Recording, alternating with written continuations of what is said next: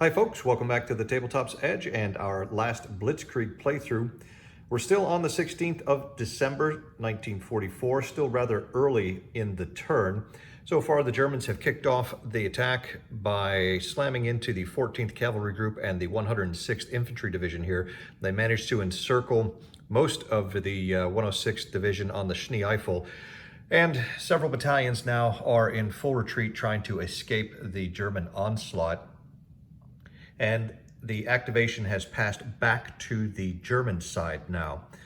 And looking over the front line, there are still several opportunities for the Germans, but I wanted to point out that with the 106th and the 14th Cavalry Group having been activated, that means that from here all the way down the front, all the way down this whole distance here, the only American forces that are going to be able to do anything on this turn is the very small CCR of the 9th Armored Division located right here. All of the Americans in this sector are pretty much done for the turn. Now up north here, we still have two strong infantry divisions, but they're used. So there's a possibility that if they don't pass their reactivation check, they will also be done and not be able to do anything. Down in the south, at the other end of the line, the Americans do have two units that are not used and will be able to do at least one activation, more than likely, barring a horrible snafu roll.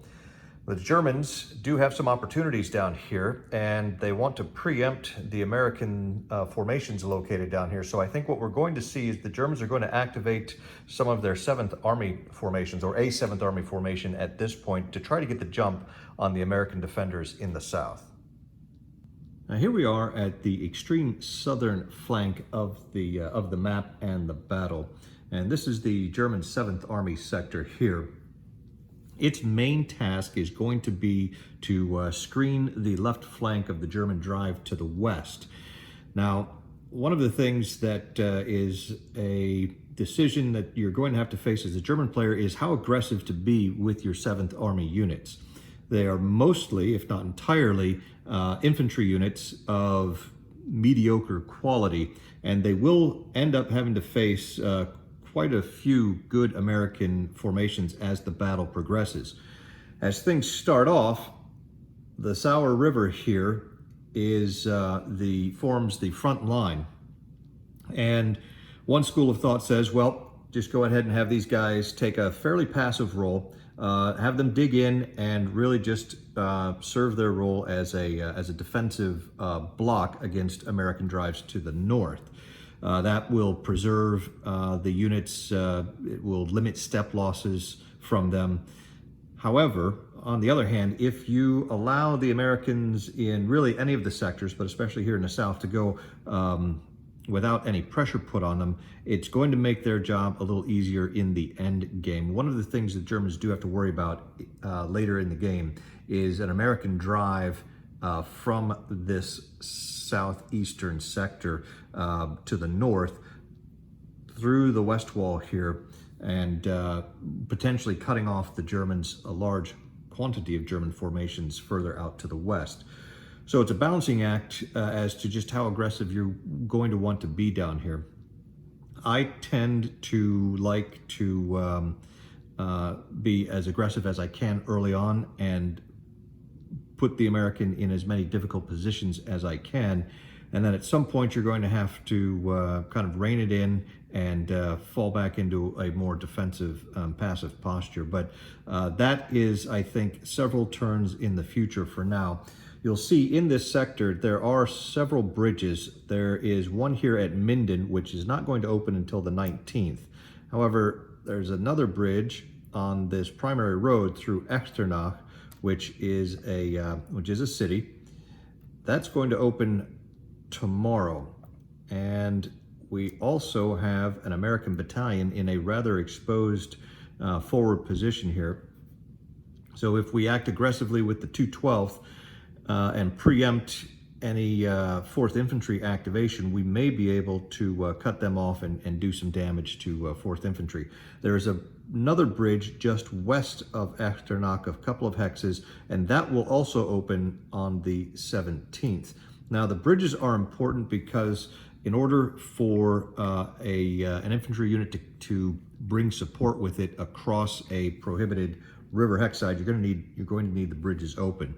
There is a special rule reflecting the German historical use of rubber boats to make some small crossings in the early pre-dawn hours of the attack. So for the first activation on the 16th of December, pretty much all of the German formations in the southern half of the map will pay no movement point cost to cross the river here, and that's only in their first activation. So another reason to try to take advantage of the situation as we can. The Combat Command A of the 9th Armored Division is just west of 4th Infantry Division. It's a small unit, and it also is in a fairly vulnerable position, but we're going to start with the 212th Volksgrenadier, I think, because the 4th Infantry Division is a little more powerful formation compared to CCA 9, and getting the jump on them, I think, is a little more important than getting the jump on CCA here to the west. So with that, we are going to activate 212th by flipping over the headquarters unit. The trains are off the screen here to the north. They are 1, 2, 3, 4, 5, 6, 7, 8, 9, 10, 12. They're 13 hexes away, so they're optimal distance, but they are stacked with the 276th Volksgrenadier combat trains, which is the neighboring formation here. So we're crossing the streams. That's something that I think we'll be able to fix relatively easily and quickly here and get that sorted. So with the trains on the map and the MSR complete, we're up to the decision point of whether to create a prepared defense for the 212th, which we are not going to do since we're going to be attacking across the river here. And with that, I think we are up to the snafu roll. So let's see how that goes for 212th. All right, the 212th Volksgrenadier Division has a fatigue level of 0. So there's no fresh fatigue modifier. They're not coordinated. They're not mixed. They do get the game-specific +1 die roll modifier. Their trains are at optimal distance, which will give them a +2. They are not ghosted, but they are crossing the streams, which will lower that to a +1, and they are not using tracks. So they have a net +1 modifier for their snafu roll, which means they will need a 6 or better to get a full activation. That 7 is modified to an 8, so it is a full activation for the 212th Volksgrenadier. All right, the 212th Volksgrenadier has 3 organic artillery points, and they have no additional artillery assets assigned to them, so that's going to give them 3 artillery points for their activation. As a result of the full activation result on the snafu table, we do get 2 objective markers, and I think what we're going to do is place both of those objective markers right here on top of this American battalion, because what that will do is it'll not only cover this battalion here, but the objective zone. It will place Echternach in the objective zone, as well as the engineer battalion located back here with the headquarters unit. So our focus of our attack is going to be probably on the Echternach and the west side of that.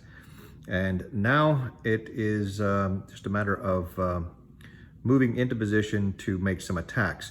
As units cross the river, they will lose their support that they have.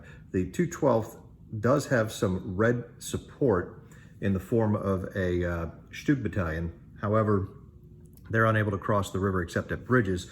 So as a unit moves across, what I would normally do is mark that with a temporary support dropped marker. However, since all of the units that are going to be on the south side of the river are in that condition, I'm not going to bother with that, and we will know until a bridge is open that everyone south of the river simply has their support dropped. So with this unit, he's going to slide in here, go 1, 2, 3, 4. Likewise from the east, they'll be able to cross here for 1, 2.5. 1, 2, 2, 3, 4. And I think these guys will cross here. There is a bicycle battalion in the rear up to the northeast.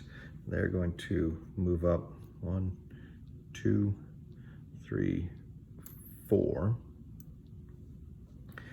Now for the tricky part to the west of Echternach, these 3 battalions are also in the 212th. And let's see where we want to, I want to get these guys. I think what we're going to do is have the Pioneers cross here for 2, come here for 3. This battalion is going to, which one do we want to move first? Will it matter? Well, we're going to slide these guys 1.5 to here. And now the 2nd Battalion of the 423rd Volksgrenadier Regiment will move up to here, and we are going to make an attack. Actually, technically, I need to slow down. Since you must move and complete the activities of each battalion before you move on to the next, the 1st Battalion of the 423rd, as it moves down, is going to make an attack here on Echternach, and it's going to be assisted by the 1st Battalion of the 316th here. They will spend 1 artillery point to launch a suppression barrage on the attack, which will give them a +2 to their die roll modifier. So the way the attack is going to shape up, they have an action rating of 3, so we'll start there. They are not dual, but they are supported with red support, so that'll give them a +1. They are in a double objective zone, which is another +1. They're using a suppression barrage, which is a further +2, and they are assisted here, which will give them another +1. So that's a total of +5 to their action rating. That gives them an 8. Now the defending Americans have an action rating of 4. They are in prepared defense, which will give them a +1. The attacker is coming across hexside terrain across the river here, which is another +1 for 6. And they are infantry in a city or urban hex, as you can see here, which is a +2, which will give them an 8. And that should do it. So it's an 8 for the attackers and an 8 for the defenders, is a net +0 on the combat table. So in order to inflict any losses on this American battalion, we're going to need to roll at least a 7. And it is a poor roll. They rolled a 3, which is an A2, or attacker loses 2-step losses here. So the first cross river attack into Echternach failed, and will mark 2 steps off of 1st Battalion of the 423rd. Now we will continue on, and we will bring the 2nd Battalion south across the river, and the 2nd Battalion is going to make an attack on the 1st Battalion 12th Infantry Regiment here at is that Potterbourne? Where is that? That's Lauterbourne. And it will be assisted by the Pioneer Battalion. So this is going to shape up as a 3. They are not supported because they are now south of the river and had to leave the Stugs behind. They are in a double objective zone for +1. We are going to spend 1 artillery point for a suppression barrage, which will be a +2, so that's a total of +3 so far, and they are assisted for +4. So 3 + 4, 7 on the American side. They've got 4. The 4th Infantry is supported. The 4th Infantry actually has quite a bit of support. So that's going to be +1. And I may have forgotten to include that in this attack, but it wouldn't have mattered. It just would have made the net result snake eyes. So they're supported, which is a 5. They are in terrain, which is going to give them another one for 6, and that is it. So it is a 7 for the attackers to a 6 for the defenders. That is a net +1 on the combat table, and we'll see what happens, see if they can do a little bit better. And they managed to roll a 7, which becomes an 8, and that is an A1. Attacker loses 1 step, a defender situational retreat, and traffic. So with the situational retreat, normally the 1st to the 12th would have to retreat. However, because they are in prepared defense, they ignore that retreat, and instead they will take 1 step loss. So the net result is 1 step loss for the 2nd of the 423rd and 1 step loss for 1st of the 12th. Not exactly brilliant opening for the 212th Volksgrenadier in the south here. However, they have managed to cut off the 2nd Battalion in the city of Echternach. There's not really much else they can do. The only other American units that are within the attack zone or the objective zone are the headquarters here, and nobody is adjacent to spot. So this last artillery point is going to go unused. One other thing we do want to do in this activation is move the combat trains. Combat trains are located up here. As you can see, they're stacked with the 276th. Now we're going to move them further down, preferably out of everyone's way. 1, 2, 3, 4, 5. We're going to place them on the primary road, 5 hexes back of the headquarters unit to get the optimal distance modifier.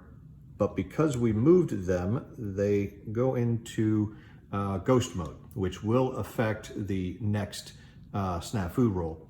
And then in the next activation, assuming there's no changes, they'll be able to flip from their ghost mode back to their normal mode. Now with that, we can clean up by removing the objective markers.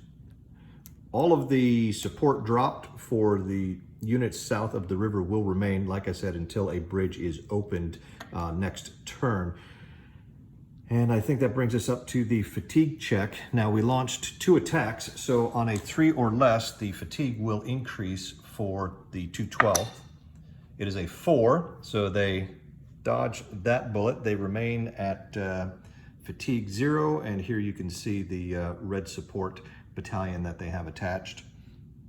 They are going to attempt a 2nd activation. They will need a 4 or better. There are no die roll modifiers for this because they are no longer, or were not fresh. So 4 or better, and they will get a 2nd activation. 5, they do have a 2nd activation, and let me take a look at the snafu modifiers. Now the 212 Volksgrenadier are still fatigue 0, so the only snafu modifiers they are going to have is +1 for the game-specific DRM. The trains are at optimal distance, 5 hexes away, so that's going to be +2. However, they are ghosted, which lowers it to +1, but they're no longer crossing the stream. So it is a +1, meaning they'll get at least a partial. They need a 6 to get a full. The 7, again, is going to give them a full activation. So let's see what that's going to look like. All right, the full activation result on the snafu table will mean 3 artillery points, again, for the 212th to use in its activation, as well as 2 objective markers that may be placed. Now you can see from the initial activation how difficult it can be for German infantry divisions to push the good American units out of a position when they're in prepared defense. So the Germans need to decide now whether they're going to try to continue to make actual attacks at relatively low odds, or if they are instead going to sit back and try to wear down the Americans with artillery barrages. What I did not mention previously is that these 3 battalions of the 12th Infantry Regiment on the American side, similarly to the 2nd Infantry Division, have been in combat. I think the 4th Infantry Division was moved down here fairly shortly before the battle began, again, in order to rest and recover. And so they all begin the game with only 4 steps instead of the usual 6 steps, which means after the initial turn, this 1st battalion is down to 3 steps remaining. So the Germans, again, have an opportunity to try to perhaps eliminate a battalion here or 2, or they can instead just continue to shoot some artillery at them at no risk to themselves. And what I think we will do is maybe take that second, a little more conservative option. If they could get these guys to retreat, that's going to open some things up and really put these 2 American battalions in a bad way. But I don't think that's terribly likely. So what we will do is we're going to place one of our objective markers here, and we'll place the second one way down here in the right flank. And what that's going to do is create 2 objective zones that are going to cover all of the units on map for the 4th Infantry Division except for the Engineer Battalion out here to the west. The 212th is not concerned about that because these guys are in the 276th area of operations, so it's not their responsibility at this point. With that done, at this point, we've got 3 artillery barrages that we're going to launch. Now, if you're not making an actual attack on the hex, you are limited. The Germans are limited to only allocating a single artillery point to a barrage. The Americans in last Blitzkrieg can allocate up to 2 points, and it may not sound like much, but over time, especially with the amount of artillery that the Americans get through the course of the campaign, it turns the American artillery into just a real grinding attritional tool for them. And you'll see the German infantry formations especially are struggling to maintain a presence on the map late in the game. So that said, let's start. We'll go ahead and start here with the first, I think it's the 1st battalion. Yep, with the 1st battalion of the 12th.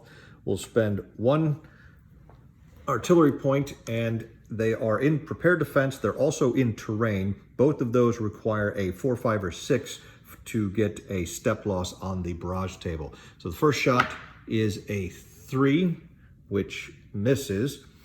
We will shoot now at the 2nd battalion, which is in Echternach, and because it is in a city or urban hex, that's going to require it's actually in a city hex, it's going to require a 6 on the, yes, that is an urban hex because it is red. Nope, I'm sorry, I take that back. That is a city hex as red. So with the city, it will be a 5 or 6 to inflict a step loss. And it doesn't matter as they roll a 6, so a step loss to the 212th, which will lower them to 3 steps remaining. And then finally, we have another 4, 5, or 6 here in the east, and the Germans roll a 5. So again, fairly decent shooting from the Germans. Inflict another 2 step losses on the 4th Infantry Division for no loss to themselves. The only other thing we are going to do with the division, I believe, let's make this a little more difficult for the Americans. We are going to slide the 1st battalion over the river here. Now, because it's the 2nd activation, there's actually a +2 movement point cost, and it's, no, I take that back, I lied to you. They're unable to do that because they're in the zone of control here. You cannot move from zone of control to zone of control, which means we're back to what I was originally thinking, and that is the last thing we're going to do is to flip the combat trains from their ghost side to their normal side, which will then eliminate that ghost trains modifier the next time the formation activates. That brings us up to the fatigue roll, and since we only launched some artillery barrages, I believe that our fatigue is going to increase by a 1. So anything but a 1, and they retain their fatigue level 0. Here we go. And it is a 1. That's going to happen in this game, and it's why you need to be careful when looking at taking pot shots with your artillery at enemy units, because now they've saddled the entire formation with a -1 to its future snafu rolls until it does a recovery activation to reduce its fatigue, which is going to take it out of action for an entire turn. So is it worth it to have killed 2 infantry steps in exchange for increasing the 2/12 Volksgrenadiers fatigue level to a 1? Well, we'll see. I would say generally not, but you never know. With that, though, the 2/12 will finish its second activation. They are now done, and it's going to swing back to the Americans for the next activation. Now, after the 2/12's activations, you can see that the 4th Infantry Division is fairly hard-pressed here. They are outnumbered 3 to 1. All of their infantry battalions, other than their 2 engineer battalions, are at half strength, and one of their battalions is now cut off here in Echternach. However, there are no other German formations that are going to be able to do much to 4th ID on this turn. So rather than choose to activate the 4th Infantry Division here, which would be simply a reaction to what the Germans have done, the Americans are going to try to somehow regain at least a little bit of initiative and maybe get the Germans to react to them for a change. So if we look at the Combat Command A of the 9th here, they are also in a vulnerable position, and they have potentially a couple of German divisions that are going to be heading their way. However, armor in BCS is not very good at holding ground. It is good at attacking. And so when you are on the strategic defensive, the best use of your armored formations is to engage in local counterattacks rather than sending them out there to try to hold ground. And because of that, we are going to maybe try and wait and see if the Germans down here make any moves and allow the CCA to use its units to counterattack to restore the situation, rather than trying to preemptively set up some kind of a defense which they may not be able to hold on to. So that's going to take us all the way back to the north end of the battlefield.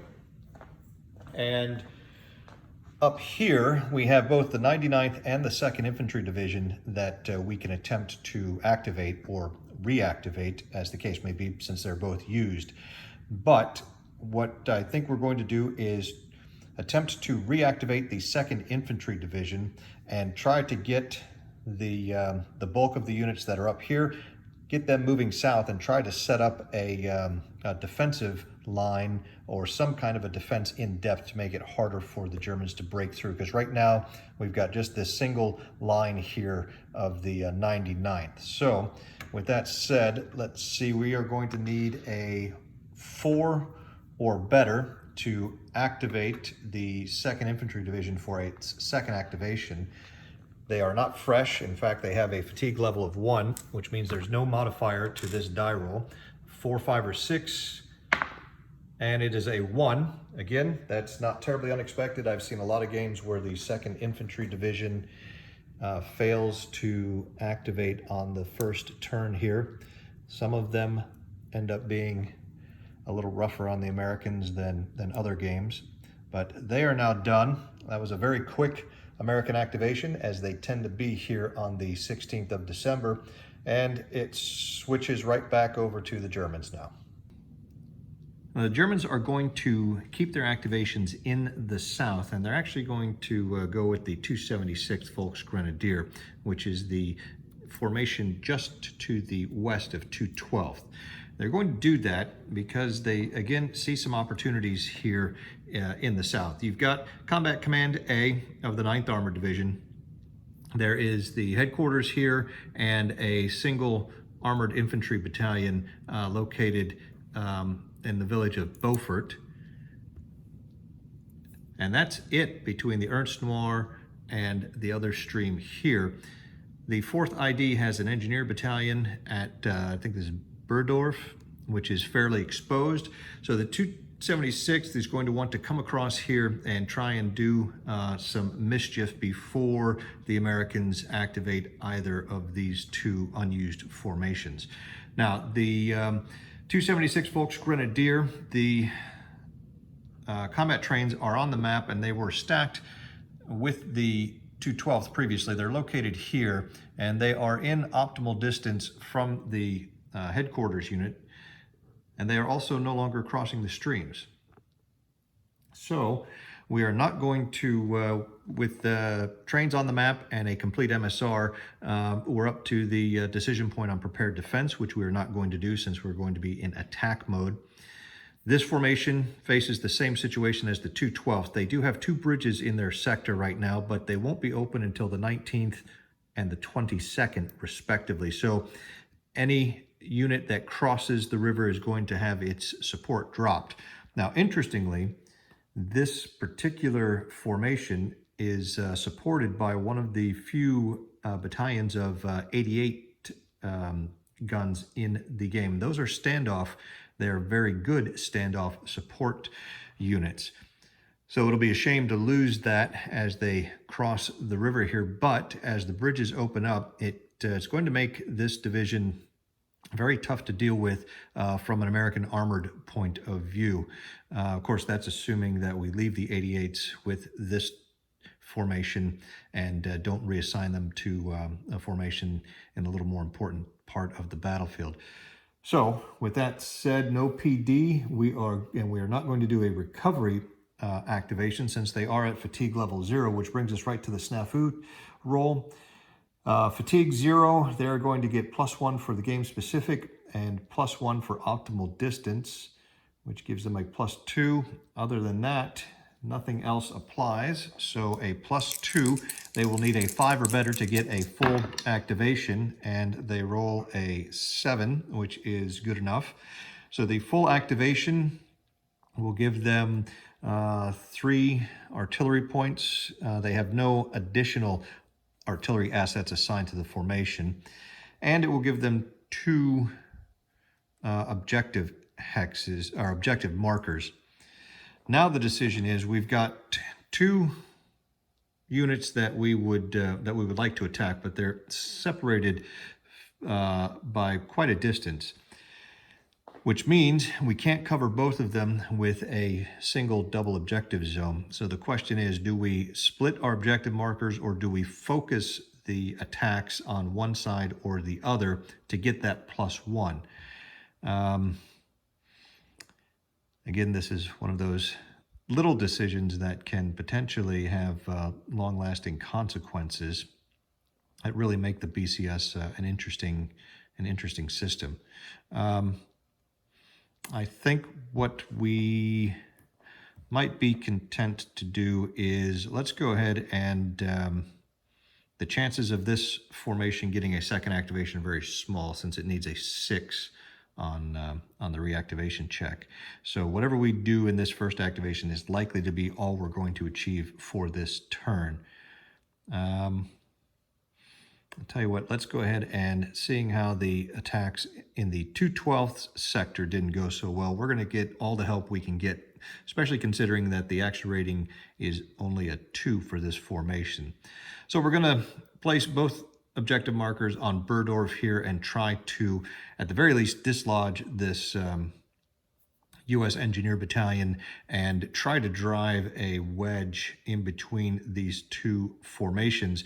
The 4th Infantry Division's combat trains are located right here on the edge of the map, and they're using this track to get to the headquarters there. So if we can sever that track, that's going to disrupt their MSR and cause some difficulties in getting them to activate for at least this turn. So that being said, we've got the objective marker placed. I'm going to go ahead and I'm going to do some movement here rather than have you sit through some movement. I will pick this back up once the Germans are in a position here to make an attack, and let you see that as that unfolds. All right, I have moved the just about the entire division across the river here, and of course they have all dropped their support.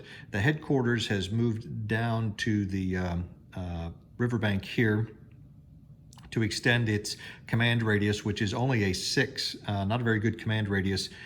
So we want to extend that as far south as we can, because the headquarters will not be able to cross south of the river, even though it has a leg movement type. The MSR needs to be traced through truck movement points. So until a bridge is up, the headquarters is going to be stuck on this north bank here. I've saved the attack for the last thing in the activation, and we're going to move up this battalion.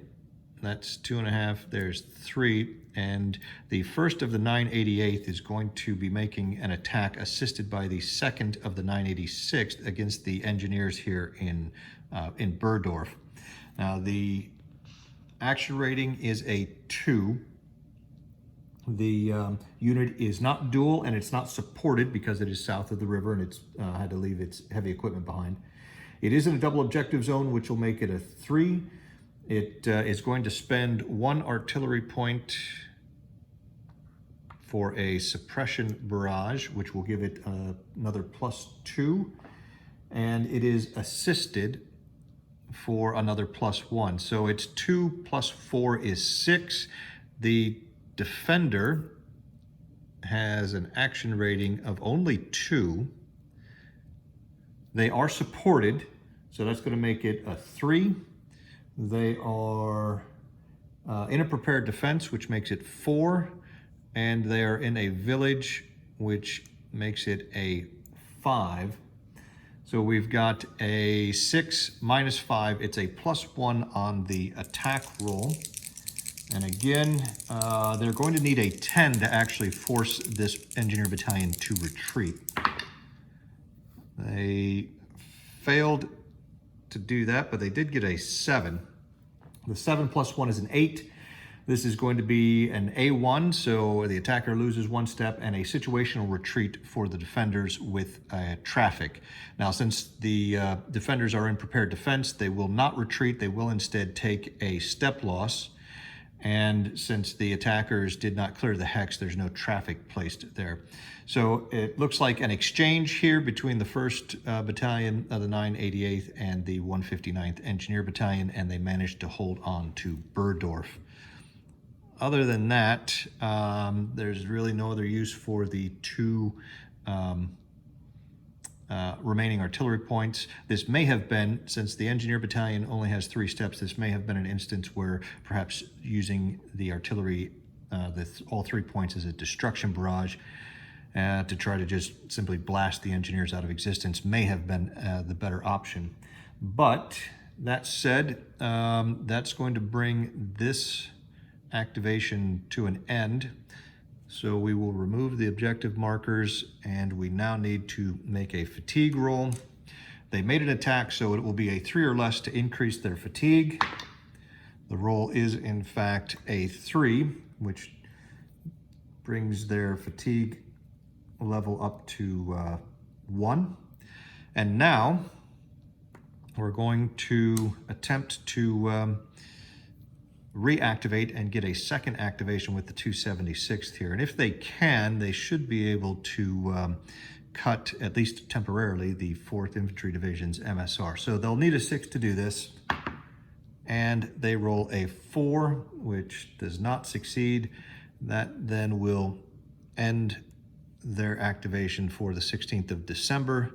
And we can now return things back to the Americans, where they are quickly running out of formations left to activate. So we'll take a look at that and see what they want to do at this point. The Americans are going to activate Combat Command B of the 9th Armored Division, which is arriving as reinforcement. And according to the reinforcement schedule, the unit arrives within 2 hexes of St. Vith, and its first activation will consist entirely of simply being placed on the map in those hexes. It can then attempt to get a second activation, and it is placed in move mode. So I'm going to place the headquarters actually right in the town of St. Vith. Being an American combat command, it is considered a buddy with everybody else, so we don't have to worry about mixing or any coordination issues. And with that, we will place the reinforcements. Now, it consists of 3 units. There's an armored battalion, the 14th Armored Battalion, as well as the 27th Armored Infantry Battalion, and 1 squadron of the Armored Recon Battalion in the division. I don't think I mentioned this, but with the arrival of Panzer's Last Stand and the additional last Blitzkrieg units, I have used those. They were not included in the initial setup when I started the game, but I was able to add them. They consist so far primarily of 5 bicycle battalions for some of the German infantry divisions, and the Americans split up a couple of battalions of tank destroyer support, as well as the 89th Armored Recon Battalion in 9th Armored Division. So nothing had, the setups would not have affected any of the play we had done so far. So I decided to go ahead and throw them in since we have them. So this is a bit of a new wrinkle, having not played last Blitzkrieg with these new units. I don't think, at least initially, there's going to be much of a difference because most of the units are fairly small and not necessarily game changers. So with that said, let's see where we are going to place these units. I think we're going to put the Armor Battalion on the N12 highway north of the town here in an attempt to perhaps deal with any German threats coming down that way. And we'll put the Armored Recon Battalion in this terrain east of the town here. And then finally, we'll place the Armored Recon Squadron southwest of the town, just to keep an eye on that avenue of approach. We'll do that. Yeah, I think that will do it for the first activation. Now, we can attempt a second activation, and the roll is a 4 or better. And that comes in, unfortunately, at a 3. So that's going to do it for Combat Command B of the 9th Armored. They are on the map now, and we've managed to throw a few more roadblocks in the Germans' way. So now it's back over to the Germans. Well, seeing how the infantry attacks on the southern flank were less than impressive, the Germans are going to try their luck at the opposite end of the line and go all the way up north to the 326th Volksgrenadier. And we're going to activate them now. This may look a little odd what you see here, but as the turn unfolds, I think you'll see what the Germans are doing here. The combat trains are on the map. Adjacent to them, MSR is complete. The 326th Volksgrenadier is not going to create a prepared defense. Instead, they are going to try, at least, to go on to the attack. So let's go to the snafu roll. They have a fatigue level of 1, which is going to be -1. They're not coordinated or mixed. They get +1 for the game specific, and then they will get +1 for optimal distance. Anytime the combat train is in an entry hex on the edge of the map, it is automatically at optimal distance from the headquarters if it's less than 5 hexes. However, it is using tracks, so that's going to offset the optimal distance, which means we're looking at a net +0 die roll modifier to the snafu roll. And we have our first really bad snafu roll of the game. That is Snake Eyes, which is going to be a fail. Now, because it is the first activation, instead of just taking that as a simple fail and being done, the formation can instead opt to make it a failure flip, which will flip it into a recovery activation, and that will at least allow it to reduce its fatigue level from fatigue 1 down to fatigue 0, as well as unghost the trains if they were ghosted, what have you. But as far as their units go, they are not moving. So having done a failure flip, now the other consequence of deciding to do a failure flip, it also eliminates the possibility of a second activation. However, you can see 326th needs a 6 to get a second activation, so the chances of that occurring are not very good. And so they will go ahead and do the failure flip, reduce their fatigue level from 1 to 0, and call it a day. This is the first of what we will see throughout the course of the game. You're going to see stuff like this happen, particularly as more and more units either increase fatigue or end up with some coordinated and mixed and lots of other nasty snafu modifiers. I have seen snafu roll modifiers as high as -8 for a particular formation, so it can get pretty ugly out there. The good news, if any, for the Germans is that this is a relatively small formation on the very edge of the battle and not in a decisive point of action. So if they're going to roll Snake Eyes, this is where to roll it, I guess. So now the Americans will have an opportunity to activate one of their, I think, 4 remaining formations. All right, the Americans are going to bring the action back down to the southern flank and are going to activate the 4th Infantry Division. The 4th Infantry Division trains are on map, as you can see them just here on the edge of the screen. And they have a complete MSR across the tracks here. So that brings us to prepared defense. And the 4th Infantry Division is going to maintain their prepared defense for now, just because I think they're going to want to try to hold the line, as it were, and dig in. That's not going to stop them from trying to do unto the Germans whatever it is they are able to do. So let's go ahead and see what the snafu roll gives to them. They currently have a fatigue level 0. They are not coordinated or mixed. They are going to have the -2 for the game-specific DRM. The trains are at optimal distance, which brings it up to a -1. However, they are using tracks, which is going to take it back down to a -2. They are not crossing the streams, and they're not ghosted. So a -2 on the snafu roll. Now, since they have maintained their prepared defense, a partial is the best they can get. So as long as they get at least a net 3, that's as good as rolling boxcars. The roll ends up as a, what is this? This is a 4, and a 4 is an 8. -2 is a 6. That is a partial. That's all they need. That's going to give them 1 objective marker. It's going to limit them to half movement, however, which is not problematic. I think we can work with this. We are going to place our objective marker, and we're going to place the objective marker right here.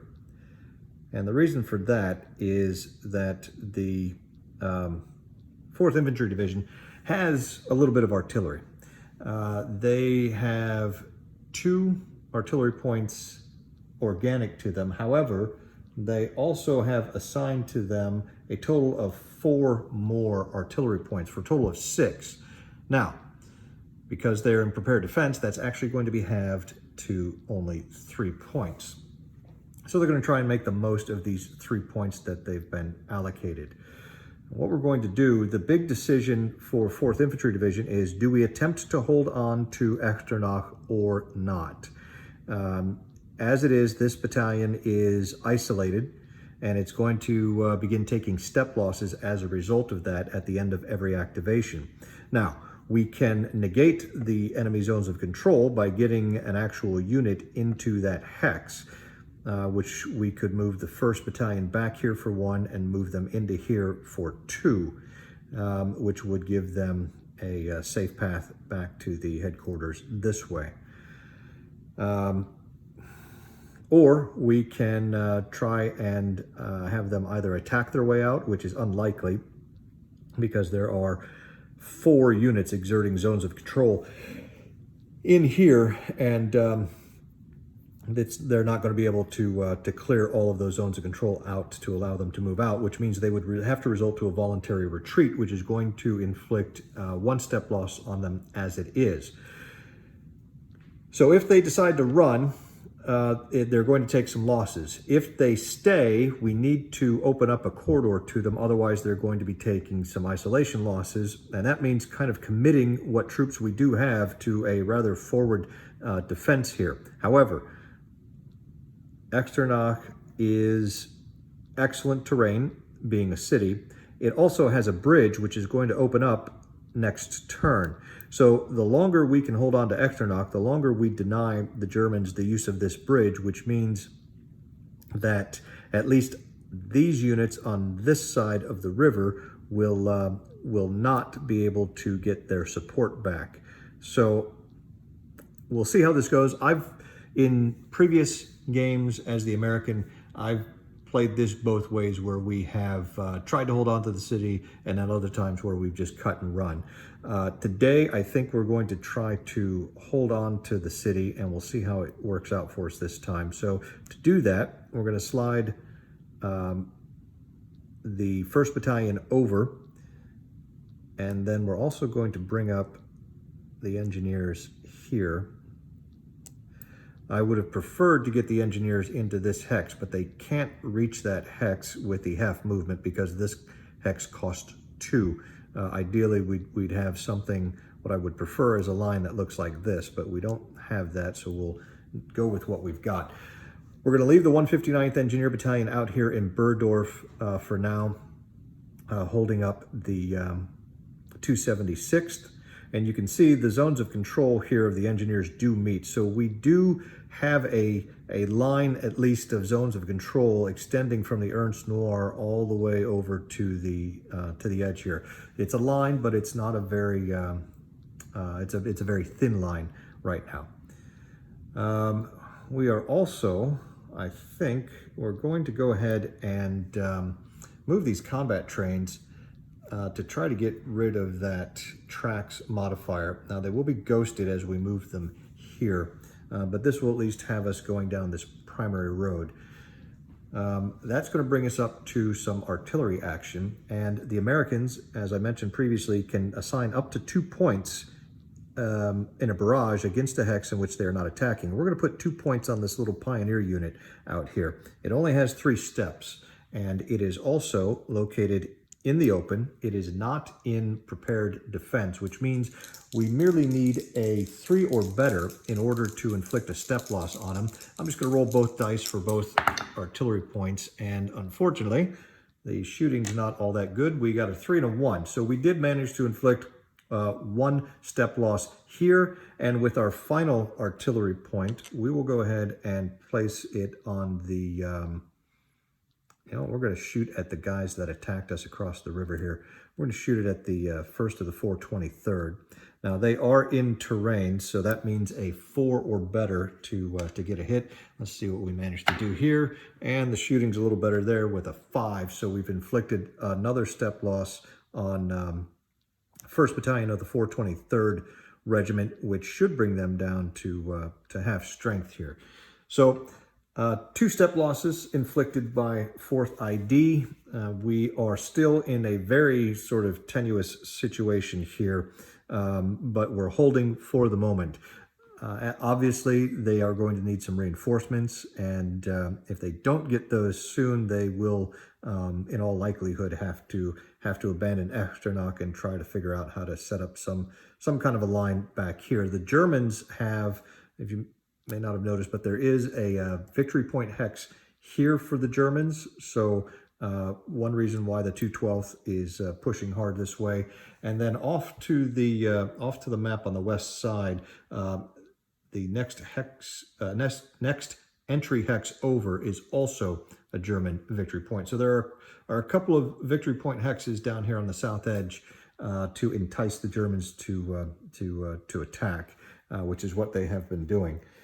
Now, since that is it for the first activation, we're going to remove the objective marker, and I'm going to make a fatigue check.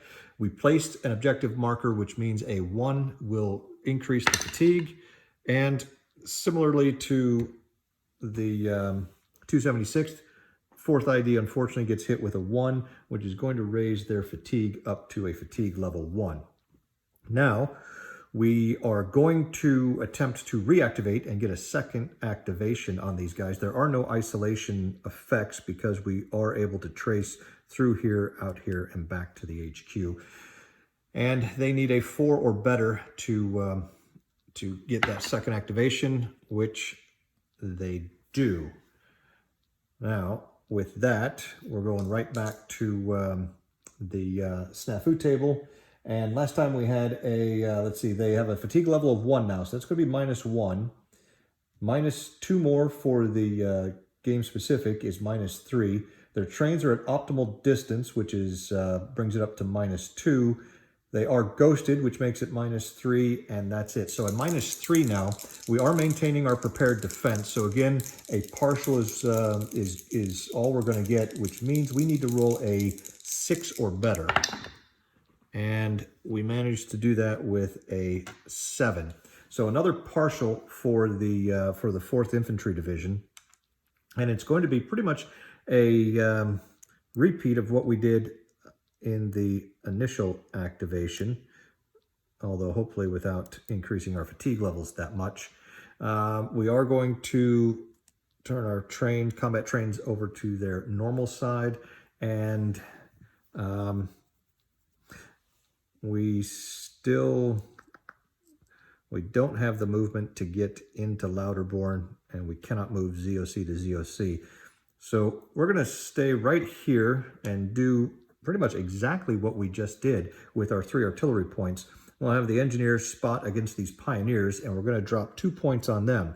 Now, since we inflicted 1 last time, if we get lucky here with a 3 or better on both dice, that will actually kill that pioneer battalion. And they've managed to find the range with 2 5s. So that's going to inflict 2 step losses, which are the last 2 steps of this pioneer battalion. And they are the first German unit that has been eliminated. And with our last remaining artillery point, we are going to continue to pound this battalion underneath the objective marker with a 4, 5, or 6 to score another hit on him. And this one is a 2 and misses. So that does it. It actually, the situation is slightly better than it was at the start of the activation. We'll remove that. And again, we placed objective markers, so a 1 will increase our fatigue level again, and we get a 2. So we are still good with the fatigue level 1, and that will complete both of the activations for the 4th Infantry Division. Well, I think I'm going to wrap up this episode with that. The Germans had a failed activation way up there in the north, which isn't terribly critical. The Americans received some reinforcements right around St. Vith here, and most of the action this episode was down here in the south, with 2 of the German infantry divisions launching some rather unimpressive attacks. And the 4th Infantry Division, hopefully you've gotten a little taste for just what American artillery can do in this game. The 212th launched itself across the river here and was sharply repulsed by some heavy American artillery barrages. We'll pick this up with the next German activation, and hopefully work our way here through the 16th of December. I would imagine the next episode will see the last of the American formations activated, and from then on out, it's going to be an entirely German show for the rest of the first turn. And before we go, I'll leave you with a look at the loss charts. The German 212th Volksgrenadier has been chewed up the worst. You can see the 212th Pioneer Battalion has been eliminated, and the 1st Battalion of the 423rd Grenadiers is down to half strength, and the 2nd Battalion has taken a hit there. The other formation in the south, the 276th, they launched that single attack against the 4th Infantry Engineers in Burdorf and managed to suffer just a single step loss there. Now for the 4th Infantry Division, which has been the target of both of those formations so far, you can see their tank battalion is in support. It's a support tank battalion. It only has a couple of steps left.